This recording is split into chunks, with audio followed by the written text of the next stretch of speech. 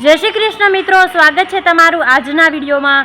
आज आपणे एवी मस्त मजानी रेसिपी लईने आव्या छीए जे झटथी बनी पण जाय छे अने खावामां पण आटली ज टेस्टी लागे छे। तमे रायतुं तो घणीवार खाधुं हशे, पण आवुं रायतुं तमे पहेली वार ज बनावशो। ना एमां राईना दाणा नाखवाना छे, ना कई गरम मसालाओ, खाली आपणे रोजबरोजमां यूज करीए छीए एवा मसालाओ अने दही द्वारा આપણે આવું મસ્ત રાયતું તૈયાર કરવાના છીએ। તો વિડીયોને એન્ડ સુધી જોવાનું ચૂકતા નહીં।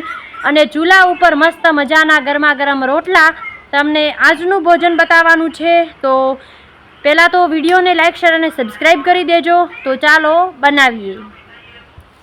તો રાયતું બનાવવા માટે સૌથી પહેલાં આપણે ગેસને ઓન કરી દઈશું અને તપેલીને થોડીવાર ગરમ કરીને તેમાં તેલ એડ કરી દઈશું। તેલને બરાબર પાકવા દેવાનું છે જેથી રાયતામાં ઉપર તેલ ના આવે તો તેનો સ્વાદ મસ્ત થાય।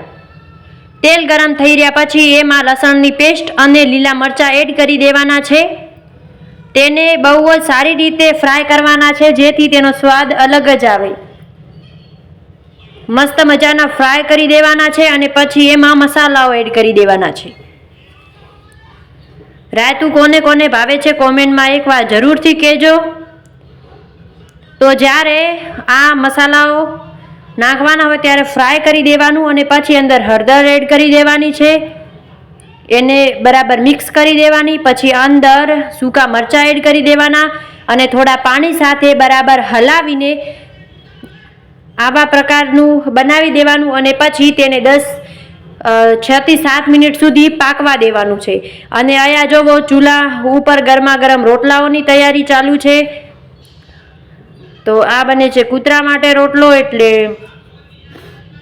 આને પહેલાં બનાવી લેવાનું।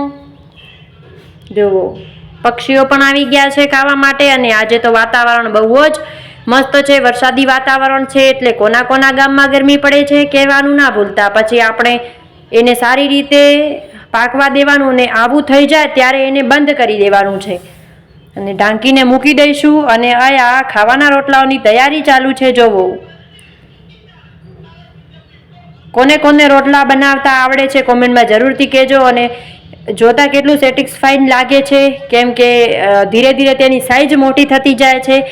તો કોની કોની દાદી હજુ સુધી રોટલા બનાવે છે કહેવાનું તો ના ભૂલતા। જોવો કળા છે આ પણ એક રોટલા બનાવવાની, ધીરે ધીરે કેટલી સાઈઝમાં મોટો થતો જાય છે। જો વચ્ચેથી ફાટી ના દેવો હોય ને તો થોડું ઉપરથી જાડું રાખવાનું જેથી કરીને તે ફાટી ના જાય। અને અહીંયા કિનારીઓ બાંધી દેવાની જેથી રોટલાના 2 કટકા નહીં થઈ જાય, કારણ કે જે શીખાવું હોય છે એમને ઘણીવાર આવું થતું હોય છે। અને પછી તવા ઉપર રોટલાને ધબધબેતાનું નાખી દેવાનો છે જેથી સારી રીતે નંખાઈ જાય। અને રોટલા રાયતા સાથે જો રોટલીઓ હોય તો પણ બહુ જ મસ્ત લાગે। એટલે અહીંયા ઘઉંની રોટલીની તૈયારી ચાલુ છે જુઓ। અને પછી અહીંયા આપણે રાયતાની તૈયારી શરૂ કરી દીધી છે, મસ્ત મજાનું તે પાકી ગયું છે અને હવે એમાં આપણે દહીં એડ કરી દઈશું।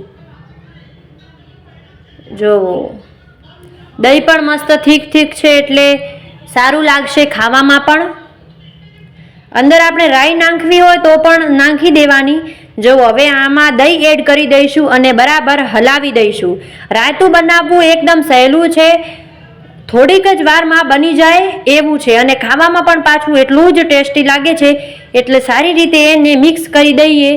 તો જુઓ રંગ કેવો આવ્યો છે, કોણ આ રીતે બનાવે છે। મસ્ત મજાનું આપણે રાયતું બનીને તૈયાર થઈ ગયું છે। ખાલી થોડાક જ મસાલાઓ અને લસણ અને લીલા મરચાઓથી પણ આટલું મસ્ત રાયતું બનાવી શકાય છે। તો હવે આપણે થાળીમાં લઈને પીરસીએ અને ખાઈએ કે કેવું મજાનું લાગે છે। જુઓ થાળીમાં આપણે એક પેલા રોટલો લઈ લીધો છે, રાયતા સાથે બાજરીનો રોટલો ખૂબ જ મીઠો લાગે અને જો રોટલી હોય તો પણ આટલો જ સારો લાગે।